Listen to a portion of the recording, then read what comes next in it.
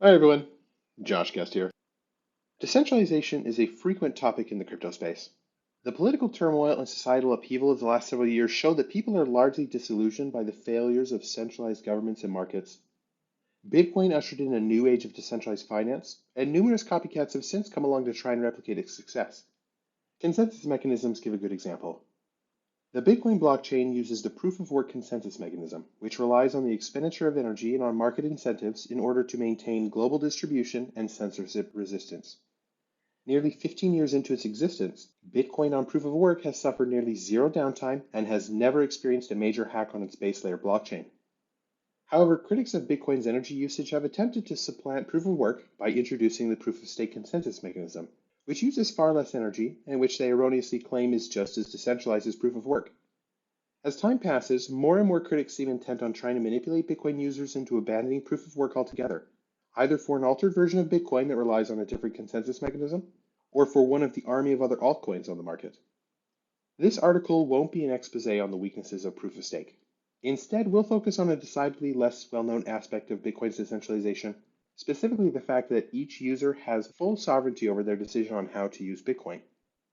The Bitcoin blockchain is freely available to anyone who chooses to access it. It doesn't matter who you are, where you live, or what you do or say. Bitcoin is open to you. On top of that, you have the full right to choose which version of the Bitcoin software you'll run.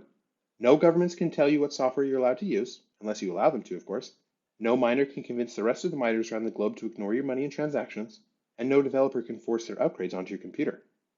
Some people in the crypto space will tell you that the same is true of many cryptocurrencies, but there are some key differences to keep in mind. Number one, Bitcoin's network effect is second to none. There are a lot of people in the space these days, and not all of them follow or use Bitcoin. That said, Bitcoin has by far the largest community and the most staying power, which are commonly referred to as the network effect.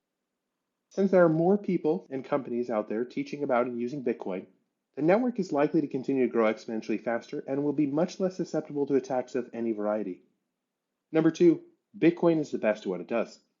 Bitcoin is money, and I believe firmly that it is the best money humanity has ever had. No other monetary medium has a supply cap that is as unchangeable as Bitcoin's, nor is any other money as resistant to censorship and seizure as Bitcoin can be. Bitcoin does its job better than any of its competitors. The same can't be said of any other cryptocurrency. They simply aren't the best at what they set out to do.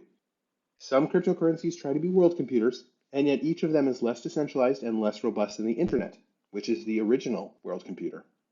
Other cryptocurrencies optimize for payments above everything else, but still can't compete with the throughput of the traditional financial system. In short, users have less incentive to push for real decentralization within their cryptocurrency of choice when traditional options already do the job better. Above all, Bitcoin allows for pure freedom of choice. You can use your money however you'd like, no questions asked, and there will be no one to manipulate the consequences of your choices.